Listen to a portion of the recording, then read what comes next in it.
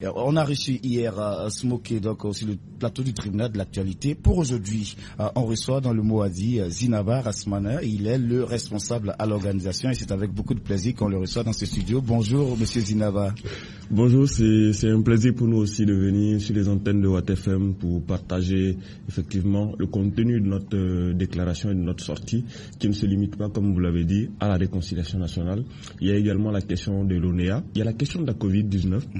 Qu'on a tendance à oublier, mais il y a aussi la question sécuritaire qui fait de plus en plus couler d'encre et de salive, mais sur laquelle nous nous prononçons depuis 2015-2016 et sur laquelle nous avons estimé nécessaire, à l'occasion de cette rentrée de notre mouvement, pour l'année 2021, de revenir encore et de faire un certain nombre de propositions. D'accord. Et donc hier, Serge Bambara, alias Smoké, s'est prêté aux questions des journalistes. Aujourd'hui, vous allez vous prêter aux questions de nos auditeurs. Voilà, donc vous connaissez le principe de l'émission. On va leur permettre de vous adresser, mais avant qu'ils ne réagissent, est-ce que très rapidement, de façon succincte, on peut revenir sur le contenu de cette sortie de façon résumée? Qu'est-ce que vous avez abordé? De façon très succincte, nous avons abordé 4 sujets, 4 thématiques, notamment la question donc de la Covid-19, où nous avons rappelé encore la nécessité pour la classe dirigeante, notamment les premiers responsables, de faire tout et de mettre tout en œuvre pour qu'effectivement cette pandémie mondiale qui a un certain nombre d'impacts sur la vie socio-économique des Burkinabés, sur la vie, sur la santé publique, puisse être jugulée.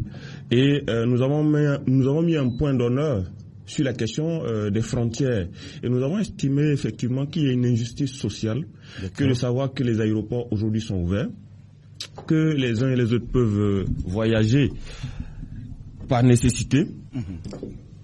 Et que, malheureusement, les petits gens, comme on le dit, ont des difficultés, éprouvent un certain nombre de difficultés à traverser la frontière pour aller, soit pour des raisons économiques, des raisons familiales, les frontières terrestres sont dites. Et nous avons interpellé donc le premier responsable au niveau du Burkina Faso, mais aussi les États de la CEDEAO et les États de l'UEMOA, pour que ces frontières-là soient levées une bonne fois pour toutes, pour permettre aux citoyens de la CEDEAO de pouvoir vaquer à leurs occupations, mais de mettre en place des couloirs sanitaires au niveau de ces différentes frontières pour prendre en compte la question de la Covid-19, notamment dans l'essentiel du cas, pour faire en sorte surtout que les citoyens puissent vaquer à leurs occupations surtout, et que au-delà de la Covid-19, nous n'ayons pas un autre Covid qui sera cette fois-ci le Covid économique. Nous avons dit ça parce que nous estimons qu'aujourd'hui la fermeture des frontières est un passe-droit pour certains éléments aux frontières et surtout pour certaines compagnies dont on sait qu'elles violent ou qu'ils violent et les frontières pour permettre à des gens de passer de manière clandestine sans permettre effectivement aux autorités sanitaires de pouvoir prendre en charge ces cas-là au besoin. Donc pour nous, il faut régler je veux bien vous laisser poursuivre. C'est juste une inquiétude que je voulais soulever par rapport à votre opinion par rapport à ces frontières-là. Est-ce qu'il n'y a pas aussi un risque, parce que quand on sait déjà que nos frontières sont très poreuses, est-ce que officiellement les rouvrir encore n'aggraverait pas la situation, d'autant plus que vous relevez déjà des insuffisances au niveau de certaines compagnies? Avant que vous répondiez, je rappelle aux auditeurs, vous pourrez adresser vos questions à monsieur Zinaba Rasmana, qui est le responsable à l'organisation du Balai Citoyen. Il est là pour répondre à vos questions et c'est au 07 86 26 26 72 73 90 90 ou postez-nous votre question sur la page Facebook de l'émission à l'adresse lemoadi-watfm. Monsieur Zinaba. Aujourd'hui, effectivement, même avec les frontières fermées, de manière clandestine, les gens traversent. Pour nous, c'est de officialiser l'ouverture des frontières, mais avant l'officialisation de l'ouverture des frontières, c'est de mettre en place des couloirs de sécurité sanitaire pour permettre à tous ceux qui vont voyager de pouvoir vaquer à leurs occupations, mais surtout de pouvoir se plier également aux différents tests et aux différents suivis sanitaires qu'on pourrait faire au niveau de ces frontières-là. Parce que malheureusement, aujourd'hui, qu'elles soient fermées, naturellement, les gens passent par toutes les forêts et par toutes les voies détournées. Donc autant officialiser. Autant officialiser pour qu'ils passent par les voies habilitées normales, et sur ces voies habilitées et normales, à ces frontières-là, on met en place tout le matériel nécessaire ou toute la logistique pour pouvoir faire les tests en la matière et pour pouvoir leur permettre de vaquer à leurs occupations. Parce que, malheureusement... On prend un auditeur, ils ont la priorité sur mes questions. Exactement. Vous êtes en direct, bonjour. Bonjour. Vous êtes en direct. Owen Lassida à Goumé. Donnez-moi tout le nom, s'il vous plaît. Owen Lassida. Owen Lassida, c'est pas tout le nom, s'il vous plaît. Owen Lassida Guiro. Guiro Owen Lassida, on vous écoute pour votre question. Je suis d'accord avec le palais citoyen, surtout le point, sauf sur la question de la réconciliation nationale. Je ne comprends pas la posture du palais citoyen. Et ma question est de savoir, ce silence pendant les 5 ans du ballet citoyen, qu'est-ce qui peut justifier cela? Vous estimez qu'ils ont été silencieux? Silencieux même, puisque ils ont fait des conférences, des communiqués pour condamner des choses. C'est pas sous ce temps-là que moi j'attendais du ballet citoyen, surtout un acteur principal de l'insurrection populaire. Voilà, merci. Merci beaucoup pour votre question, Monsieur Guiro Lassida. C'est une question, pour lui, il n'a pas eu assez de sorties de la part du ballet citoyen depuis 5 ans. Pourquoi ce silence? Mais bon, on pourrait peut-être terminer sur votre lancée avant de répondre à la question. Donc je disais effectivement que une manière plus officielle d'ouvrir les frontières et surtout de les contrôler sera beaucoup plus intéressante, aura beaucoup plus d'impact positif pour les citoyens par rapport à cette pandémie, mais au-delà de la pandémie, effectivement, par rapport à la vie économique et à la vie sociale de tous ces citoyens qui veulent passer d'une frontière à une autre parce que le besoin se fait sentir. Ça, c'est la première chose que je dis. La deuxième chose que je dis par rapport à cette question toujours et par rapport à la question du frère Owen Lassida Guiro, il dit qu'il n'est pas d'accord avec le ballet citoyen sur sa position par rapport à la réconciliation nationale. La position du ballet citoyen sur la réconciliation nationale est assez simple, clair, limpide et ne souffre d'aucun débat à notre niveau. Nous estimons que la question de la réconciliation aujourd'hui ne peut pas être une question gérée au plus haut niveau pour promouvoir l'impunité. La réconciliation pour nous, la réconciliation pour nous et la réconciliation pour le Burkinabé intègre la réconciliation, c'est la vérité, c'est la justice et après les victimes, si elles veulent pardonner à leurs bourreaux, si elles veulent pardonner aux criminels, il est du devoir ou du moins il est de la responsabilité de ceux-là de décider de la suite à donner. Pour nous, un arrangement politique, un arrangement entre anciens acteurs ou nouveaux acteurs, un arrangement entre régimes déchus, entre hommes politiques au sommet de l'État pour faire table rase sur les crimes de sang et les crimes économiques, pour nous, n'est pas une réconciliation, c'est une prime à l'impunité. Nous le disons parce que notre histoire est assez récente et il faut le rappeler. Le 30 juillet 1999, il y a un rapport du Collège des Sages qui a stipulé que si on fait main basse sur la question de la vérité et de la justice, on va aller vers quelque chose qui s'appelle réconciliation, mais qui au fond est une prime à l'impunité. Ce qui s'est passé avec notre journée appelée journée du pardon, qui a été une mascarade dans notre histoire et il faut le rappeler. Aujourd'hui, effectivement, il y a des crimes qui ont été commis par des acteurs qui sont aujourd'hui présumés coupables, sur ces crimes-là, qu'ils soient économiques ou qu'ils soient de sang, sur lesquels il faut apporter une certaine lumière, c'est ce que nous appelons la vérité, sur lesquels il faut passer par la case justice. Malheureusement, les agitations que nous voyons, Monsieur Silava, je vous interromps pour prendre cet auditeur qui attend depuis longtemps au bout de fil. Bonjour et bienvenue à l'émission. Bonjour, Monsieur David. Vous êtes en direct. Kobenda Ahmed. Monsieur Kobenda Ahmed, on vous écoute. Je vais d'abord remercier le tribunal de la qualité d'air. Il faut donner la parole à tout le monde de s'exprimer. Voilà. Donc, merci à vous aussi d'avoir invité ce monsieur. D'accord. Et votre question, c'est laquelle, Monsieur Kobenda? Moi, c'est comment je voulais savoir. Parce qu'il y a certains auditeurs qui demandent souvent pourquoi ils ne sont pas pour exprimer. Mais moi, j'ai aussi remarqué à cela, il y a certains sujets qu'eux aussi doivent s'exprimer pour qu'on sache leur position. Sinon, les gens ont raison aussi à ce côté. Aussi, ma commentaire se concerne la réconciliation. Il faut que, si tu connais des choses qui ne vont pas, il faut venir te présenter à la justice pour que tout le monde soit égaux. Parce que nous avons des prisonniers actuellement. Et aussi, ils ont fait des choses qui ne vont pas. Ils sont à la prison actuellement. Monsieur Kobenda, comme je le disais hier, quand on reçoit, on donne plutôt la priorité aux questions. Les commentaires, on va les faire de façon succincte, pour permettre au grand nombre de pouvoir poser des questions. Merci. Parce que c'est les insuffisances ou les questions qui n'ont pas été posées par les journalistes hier. Donc, nous vous permettons de les poser. Bonjour et bienvenue à l'émission. Oui, bonjour tonton David. Vous êtes en direct. Bon, je viens de comprendre que vous mettez l'accent sur les questions. Non, mais vous pouvez aller, si ça va être succès, c'est monsieur Paris Souleymane. Monsieur Paris Souleymane. Alors, je dirais que je suis d'accord avec le balai citoyen sur 2 points. Le premier point, c'est la manière dont il voit la réconciliation.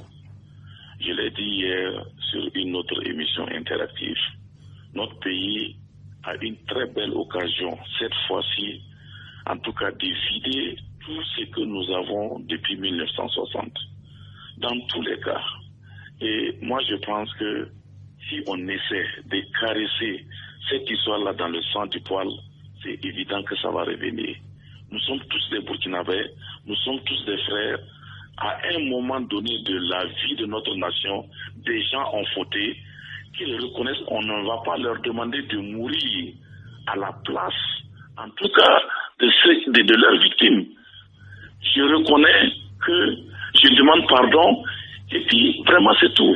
Mais comme le monsieur vient de le dire tout de suite, si on veut favoriser, si on veut faire du business entre régimes, soyez-en sûrs et convaincus que c'est une plaie que vous n'avez pas soignée, en tout cas sérieusement, et ça va rebondir. Retour au studio pour la suite de cette émission, toujours au 07 86 26 26 72 73 90 90. Je rappelle qu'aujourd'hui, nous recevons monsieur Zinaba Rasman, responsable à l'organisation en ce qui concerne le balai citoyen. Il est là pour répondre à vos questions suite à leur dernière sortie qu'ils ont eu à effectuer. Monsieur, vous êtes en direct, bienvenue à l'émission. Oui, monsieur Nassouri Seydou. Monsieur Nassouri Seydou, on vous écoute. Je voulais poser, je suis d'accord avec le balai citoyen par rapport à la constitution. Je voulais lui poser la question suivante. D'accord. Est-ce qu'on peut parler de réconciliation si on n'arrête pas d'abord ce qui se passe actuellement? Si on n'arrête pas l'injustice, ce qui se passe actuellement, si on continue et on regarde le passé, parce que quand on parle de réconciliation, c'est comme s'il fallait faire justice, vérité, pardon sur le passé. Alors que nous sommes en train de continuer avec ces histoires. Monsieur Nassouri, à quoi pensez-vous exactement quand vous dites... Je pense par exemple aux policiers qu'on a licenciés et que le gouvernement refuse de reprendre. D'accord. C'est un exemple que je vous donne. C'est net, merci beaucoup. Ça continue. Les injustices continuent. Je pense que ce gouvernement devait commencer par arrêter ce qui se passe. Et puis voir maintenant le passé. Et si on continue, c'est rien de commencement. La question que je voulais les poser. D'accord. Bonne journée. Allez, bonne journée à vous également, monsieur Nassouri Seydou. On va s'arrêter là pour cette petite série de questions. On a 3. Le premier intervenant, monsieur Kobenda Ahmed, qui d'ailleurs s'aligne sur notre position par rapport à la réconciliation nationale et qui dit effectivement que si on doit pardonner donc aux plus graves crimes, que ce soit les crimes économiques, que ce soit les crimes de sang, autant ouvrir la MACO et libérer tous les petits voleurs, tous les petits criminels qui ont certainement un problème avec la justice et qui aujourd'hui sont enfermés. À la limite, si on doit agir ainsi, naturellement, on doit libérer tout le monde. On doit faire main basse sur tous les crimes qu'on a vécus, qu'ils soient petits ou qu'ils soient grands, qu'ils soient économiques ou qu'ils soient de sang, et puis réapprendre à vivre comme si de rien n'était. Malheureusement, cette option-là, nous l'avons tentée en 2000, nous l'avons tentée en 2001. Malheureusement, ça ne nous a pas permis de vider le contentieux que nous avons avec un certain nombre de cas. Il ne faut pas que la justice s'applique seulement à ceux qui sont petits et qui n'ont pas la chance d'être dans l'appareil d'État ou d'avoir été dans l'appareil d'État et qui ont la fourberie de briser ou du moins de violer la loi. Le Burkinabé, les 18 millions ou les 21 millions que nous sommes tous égaux en droit et en justice devant la loi. Il faut que, à un moment donné, nous apprenions à vivre comme tout le monde dans une république où il y a des lois à respecter. Et une fois que vous violez ces règles et vous violez ces lois-là, vous avez au moins le devoir de faire face à la réalité et aux lois. Malheureusement, des Burkinabés veulent s'y soustraire. Et encore plus, des Burkinabés qui devaient donner l'exemple. Pour nous, la réconciliation nationale, elle vient après la case vérité et justice. Et aucun Burkinabé, je dis bien aucun Burkinabé, et nous ne faisons pas de fixation sur un certain nombre de Burkinabés. Aucun Burkinabé ne doit sortir de cette logique-là. La vérité d'abord, la justice ensuite, et si les familles des victimes veulent pardonner à leurs bourreaux, veulent pardonner aux criminels, ce sera de leur choix. D'accord. D'ailleurs, ça vous permettra de répondre à la question de monsieur Nassouri, puisque monsieur Paris Suleiman, lui également, son commentaire va presque dans le même sens que vous, donc on va passer dessus. Mais pour monsieur Nassouri, il se demande est-ce que on peut parler de réconciliation et continuer dans ce qui se passe actuellement. Il prend un exemple, les policiers qu'on a radiés, pour lui, le gouvernement refuse de les réintégrer. Est-ce qu'il faut continuer dans ça et parler de réconciliation? D'abord, la question des policiers, est-ce que c'est un problème de réconciliation? Il faut vider le contentieux. C'est quoi le problème aujourd'hui? Comment est-ce qu'on le règle? Ou du moins, qu'est-ce que la justice en a dit, ou du moins a dit sur cette question-là? Et comment est-ce qu'on règle le problème? Pour nous, en fait, c'est pas une fixation sur des sujets particuliers. Pour nous, c'est une logique et un principe. Mais est-ce que M. Nassouri Seydou ne parle pas d'un certain nombre de pratiques? Exactement.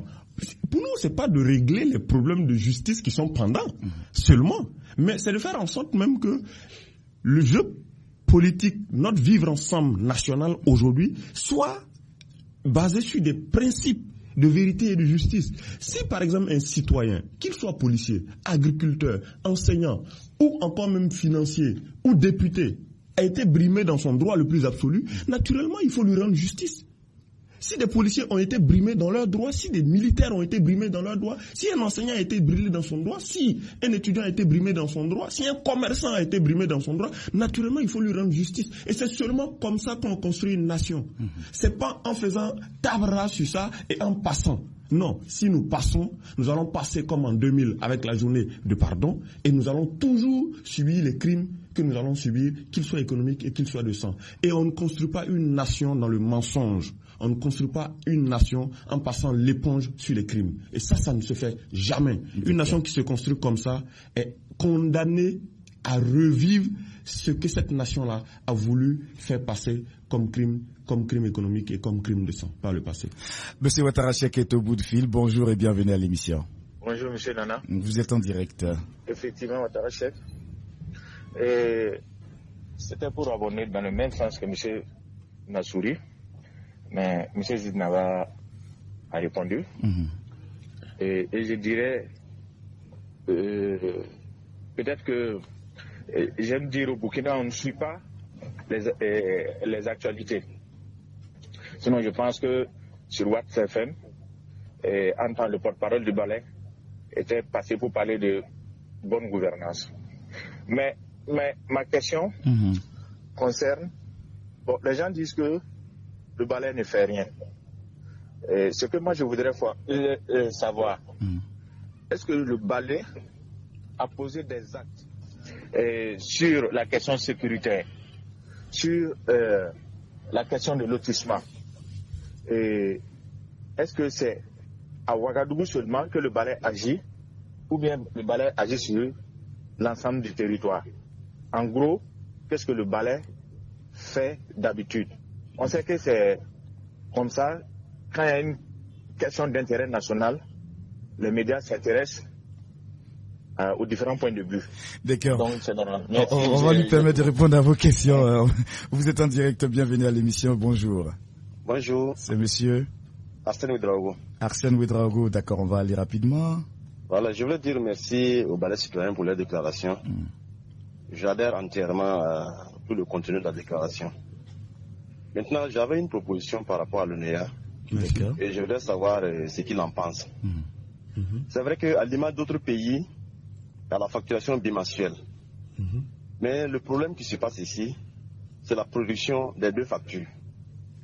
Et moi, je voulais proposer qu'on peut tenir dans la facturation bimensuelle, mais relever le niveau des tranches pour permettre aux gens de ne pas payer plus cher, mais produire une seule facture tous les 2 mois. C'était ma proposition. Je pense que ça peut résoudre le problème. D'accord. On prend note et vous voulez l'avis de notre invité. Je rappelle, si vous venez juste de nous prendre en marche, que je suis avec Monsieur Zinaba Rasman, responsable à l'organisation au sein du Balai Citoyen. Il est là pour répondre à vos questions suite à la dernière sortie de ce mouvement de la société civile. Bonjour et bienvenue à l'émission. Bonjour Monsieur David. Vous êtes en direct. Monsieur Ketgamadi. Monsieur Ketgamadi, on vous écoute. D'abord, chapeau au Balai Citoyen, RAS pour leur sortie. Maintenant, je vais leur demander, concernant les frontières, c'est la CEDEAO qui a fait fermer. Est-ce qu'ils ont déposé une plaidoirie devant le CEDEAO pour régler ce cas? Parce que quand on voit, ce n'est pas le Burkina seul. Et puis, que Dieu les bénisse. Merci. Merci à vous, Monsieur Ketgamadi. On va prendre cette série de questions. On va vous permettre, Monsieur Zinaba, de répondre à ces questions. Pour Monsieur Ouattara Cheikh, les gens estiment que le Balai Citoyen ne sort pas assez. Il estime qu'il pose la question, est-ce que le Balai Citoyen s'est prononcé sur la question sécuritaire, sur la question du lotissement? Est-ce seulement à Ouagadougou ou sur le territoire national que le Balai Citoyen agit? Monsieur Arsène Ouedraogo qui propose également qu'on puisse relever les tranches sur les factures de l'ONEA. Et puis on termine avec Monsieur Ketgamadi qui dit, est-ce que en ce qui concerne les frontières, c'est une décision de la CEDEAO? Est-ce qu'il y a des plaidoyers qui sont menés de la part du Balai Citoyen vis-à-vis de cette institution sous-régionale? Je commence par M. Arsène Ouedraogo. Merci aux auditeurs en tout cas pour toutes les questions très pertinentes qu'ils posent, qui nous permet en tout cas de rentrer dans les détails et donc de donner des éléments de réponse.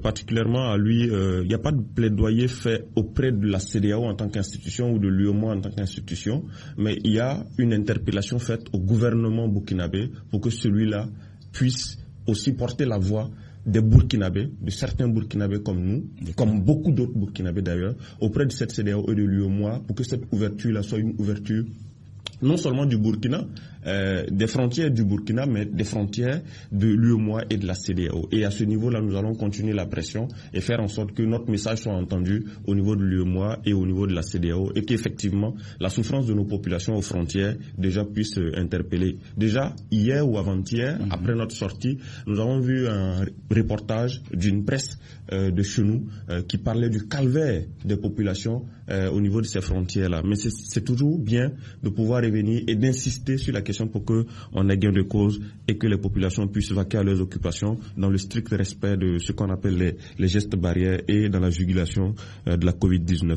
Monsieur Ouattara a parlé plutôt interpellé sur la nécessité pour les gens d'aller au-delà de Ouagadougou pour comprendre peut-être les actions qui sont menées au niveau de l'intérieur du pays. Je peux peut-être inviter les auditeurs ou inviter les citoyens à se fidéliser à la page du Balai Citoyen, parce que c'est là-bas que nous mettons en avant l'ensemble des actions que nous menons dans les différentes provinces. Sur la question du foncier, par exemple, nous sommes en interaction aujourd'hui dans 7 localités où nous parlons de la question du foncier. À Oula, par exemple, une commune rurale à 20 km de Waïguya, dans le nord, malgré l'insécurité, nous sommes là-bas avec les populations pour l'accès à la terre et surtout par rapport au foncier rural. À Ouagadougou, à l'arrondissement 3, nous parlons de foncier. À l'arrondissement 11, avec le maire M. Maré, nous parlons toujours de foncier et nous mobilisons les populations sur la question des lotissements et sur la question de ce qu'on a appelé la restauration. Ça n'a pas commencé maintenant, ça a commencé depuis 2016 et nous continuons ce travail-là au PIF. à Kaya sur la question de l'insécurité et sur la question des déplacés internes. Avec d'autres organisations de la société civile, nous avons mené des plaidoyers dans ce sens-là pour faire en sorte que la question des déplacés soit une question prioritaire pour l'État burkinabé. C'est des actions certainement qui ne sont pas très visibilisées, très mises en avant, parce que le regard que les gens avaient sur le balai citoyen à l'époque, 2013 et 2014, c'était un mouvement d'agitation, c'était un mouvement d'envergure très populaire, avec des actions populaires qu'on a eu l'occasion de voir avant l'insurrection populaire et qui malheureusement trahit l'essence même du mouvement. Ces actions populaires, nous les organisons. Ça fait, depuis 2017, nous avons organisé 8 meetings citoyens qui ont réuni minimum 2000 personnes. Donc quand par exemple, monsieur, je crois que c'est Wen Lassida, dit que vous êtes silencieux depuis 5 ans, vous ne verrez pas. Monsieur Wen Lassida n'a peut-être pas la bonne information, ou il n'est pas allé à l'information. Et c'est là où nous invitons nos citoyens, nos citoyennes, nos populations à être focus sur l'essentiel. Pour nous, aujourd'hui, et on va le redire encore, sur toutes les questions d'intérêt national, nous avons donné un avis. Nous avons fait soit une conférence de presse, nous avons soit fait une déclaration. Mais au-delà, sur le terrain de la mobilisation, sur la question de l'eau à Waïgouya, le maire de Waïgouya peut témoigner et la direction régionale de l'ONEA à Waïgouya peut témoigner. Il y a eu des actions dans ce sens. Sur la question du foncier à Oula, j'en parlais. Sur la question du foncier à Bama, à quelques kilomètres de Bobo-Dioulasso, la question du foncier a été posée. Nous avons été parmi ceux qui ont posé la question du foncier en premier à l'arrondissement 4 et à l'arrondissement 7. Ça aboutit aujourd'hui peut-être à ce que le maire de l'arrondissement 7 de Bobo-Dioulasso soit déposé. Mais focus, on n'en parle pas peut-être. Mais il faut aussi qu'on nous accorde le bénéfice du doute et que les uns et les autres puissent être beaucoup plus regardants sur ce que nous faisons au niveau local. Et je vais terminer là-dessus par rapport à la proposition que nous fait un auditeur dont je n'ai pas retenu le nom. C'est une proposition très intéressante. Par rapport à l'ONEA, nous allons la prendre, mais nous voulons aussi dire quelque part que notre action vis-à-vis de l'ONEA, c'est pas seulement pour que la double facturation cesse aujourd'hui seulement. Nous disons qu'il faut même observer un moratoire sur la double facturation, parce que même les responsables de l'ONEA n'arrivent pas à l'expliquer pour que le citoyen lui-même puisse l'intégrer. La deuxième chose que nous disons, c'est que les facturations sont devenues beaucoup plus salées pour le citoyen burkinabé, qu'il faut à un moment donné savoir faire la part des choses entre une réforme qui améliore le quotidien des Burkinabés et une réforme qui augmente leur train de vie. Troisième chose que nous disons, il faut faire un audit sur cette réforme-là et sur cette société d'État pour savoir ce qui ne va pas, au point où on puisse situer les responsabilités et châtier qui on doit châtier. Quatrième chose que nous disons par rapport à l'ONEA, c'est que nous estimons que aujourd'hui, nous avons l'un des mètres cubes les plus chers de la zone, UEMOA ou CEDEAO. Et nous avons pour ambition de créer les conditions pour que les Burkinabés puissent avoir accès à l'eau sans pour autant que ce bien-là soit un bien commercial vendable. On ne dit pas qu'il va être gratuit, mais nous faisons ce plaidoyer-là pour faire en sorte que ça aille dans ce sens-là. Dieu merci, notre sortie a permis aux responsables de l'ONEA de se bouger, comme on le dit, et aujourd'hui nous avons eu une audience avec le premier responsable de l'ONEA, et nous allons rappeler encore notre position par rapport à celle-là. Et tant que la double facturation ne sera pas mise en berne, tant que la réforme ne sera pas améliorée au point où les Burkinabés puissent payer l'eau comme ils le payaient par le passé, tant que nous n'allons pas aller vers un audit de cette société, tant que nous n'allons pas aller vers une amélioration de la fourniture en eau au Burkina Faso, le balai citoyen va toujours se liguer par rapport à la question de l'accès à l'eau au Burkina. D'accord. Il nous reste plus beaucoup de temps. On va peut-être prendre un ou deux auditeurs. C'est au 07 86 26 26 72 73 90 90. Bonjour, vous êtes en direct. Allô, bonjour. Oui, vous êtes en direct. Allô. Oui, allô. Oui, vous êtes en direct. Allô, je voulais féliciter le balai citoyen. Pardon? Je voulais féliciter le balai citoyen. D'accord, c'est monsieur? C'est monsieur Daouissa. Monsieur Daouissa, allez-y rapidement, s'il vous plaît. D'accord, ok. Bon, moi, je voulais voir leur position par rapport à l'ouverture des universités un peu partout. Vu que les étudiants, vraiment, ils ne sont pas tout à fait à l'aise. À l'aise par rapport à quoi? C'est-à-dire qu'il y a le gouvernement actuellement qui ouvre les universités partout. Donc, je trouve que les étudiants ont de sérieux problèmes. Par rapport... D'accord. Moi, j'imagine que vous faites référence au fait que déjà, on a des universités qui ont des problèmes et d'autres universités s'ouvrent. Peut-être que je résume la question comme ça. Bonjour et bienvenue à l'émission. Vous êtes en direct. Oui, bonjour, M. David Ménard. Vous êtes en direct. Merci, c'est Seydou Ouedraogo. Monsieur Seydou Ouedraogo, on vous écoute. Merci. Mes encouragements pour les citoyens, c'est une structure qui a beaucoup fait pour notre pays, surtout durant les élections. Pour moi, je trouve qu'ils ont fait leur part du travail. Maintenant, après l'insurrection, c'est vrai. Bon, moi, c'est ça c'est mon point de vue. J'aurais pu ne plus continuer. Mais on sentait qu'effectivement, ils ont continué à travailler pour l'intérêt général de notre pays. Bon, il y a eu une petite qui revient de temps en temps qui dit que non, voilà, on ne voit plus le balai citoyen, on ne voit plus le balai citoyen. Moi, je pense que ça a été déroulé par le web, ce que M. Général dit. C'est une structure qui travaille, mais surtout dans l'ombre.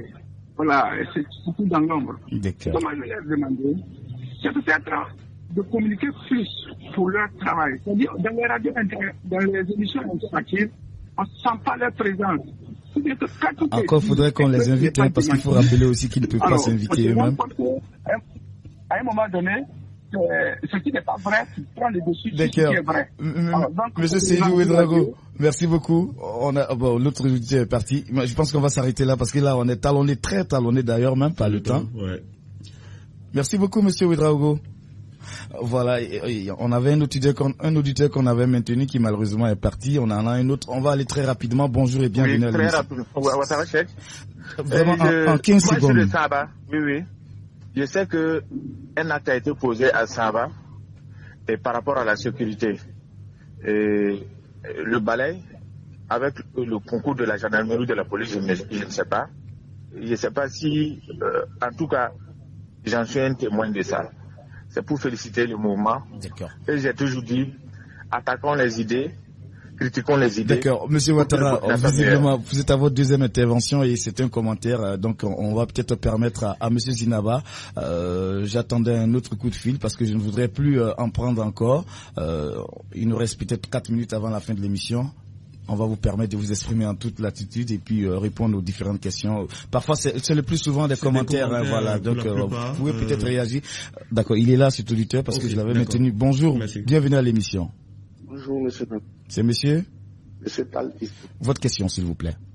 La question est de savoir si la question de la réconciliation, le balai citoyen a fait la proposition officielle de sa conception de la réconciliation, va dire au département de gestion de cette question. Donc à M. Diabré. Merci beaucoup. Monsieur Zinaba, on vous écoute il demande si est-ce qu'officiellement, on va prendre parce que c'est véritablement la question, hein, les autres ce sont des commentaires, est-ce que officiellement vous avez fait, je vais dire peut-être il y a des écrits vis-à-vis de ces premiers responsables de la réconciliation? Non, pas officiellement. Nous n'avons pas envoyé un courrier à monsieur Diabré, en tant que responsable donc du ministère en charge de la réconciliation et de la cohésion nationale, la cohésion sociale, pardon. Il reste que notre sortie s'inscrit donc dans la dynamique de rappeler les fondamentaux de la vie en République, et pour nous c'est déjà un rappel assez important. Après, pour toutes les autres questions, je pense que nous prendrons la peine donc de rappeler ou du moins de partager cette opinion-là au plus haut sommet pour que tous les Burkinabés en soient édifiés et surtout qu'on puisse véritablement savoir qu'est-ce qu'on gagne, qu'est-ce qu'on perd. Si aujourd'hui on saute la case vérité et justice, naturellement, pour aller à la réconciliation telle qu'elle est conçue par un certain nombre d'officines, telle qu'elle est conçue par tous les agitateurs ou tous les pourfendeurs de l'impunité, naturellement on va aller vers quelque chose qui va nous retomber sur la face comme nous l'avons vécu par le passé, et nous insistons là-dessus.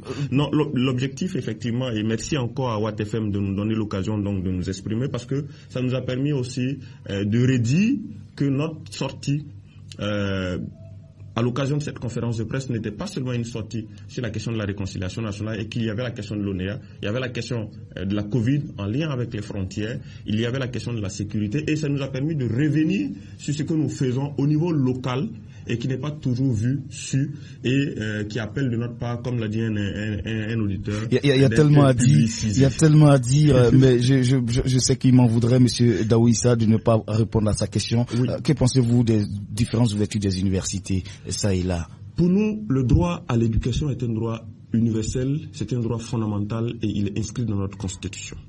Après, il appartient aux dirigeants de créer non seulement le cadre pour que ce droit-là soit un droit inaliénable, mais surtout de créer les conditions pour que et les étudiants, et le personnel ATOS, et les enseignants, et le cadre dans lequel les étudiants sont, ils soient dans les meilleures conditions pour pouvoir étudier et pouvoir développer le Burkina Faso, parce que ces intellectuels qui sortent de ces milieux-là, c'est des gens qui vont apporter leur contribution à la construction de la nation. Et donc, si aujourd'hui, on a même un problème de nourriture dans les universités, c'est anormal, ce n'est pas normal, surtout pour des gens qui ont dirigé ce pays depuis 30 ans et qui ont intérêt à faire. En 30 secondes, vous le mot de fin, Monsieur Zinaba, parce que... Merci à l'ensemble des auditeurs, merci à tous les citoyens et à toutes les citoyennes. Ce n'est qu'une étape de la lutte, comme on le dit chez nous.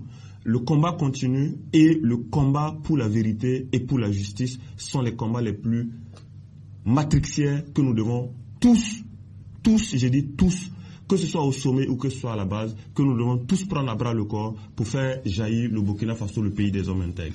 Merci d'avoir répondu à notre invitation, Monsieur Zinaba Arasmane, responsable à l'organisation au niveau du Balai Citoyen. Il était là pour répondre à vos différentes questions. Nous sommes pris par le temps, malheureusement. Alors, on aura peut-être d'autres occasions pour en parler. Ne bougez surtout pas. Le tribunal de l'actualité, c'est tout de suite. Et tâchez surtout de ne pas faire les choses seul, car celui qui pense pouvoir tout faire seul se trompe.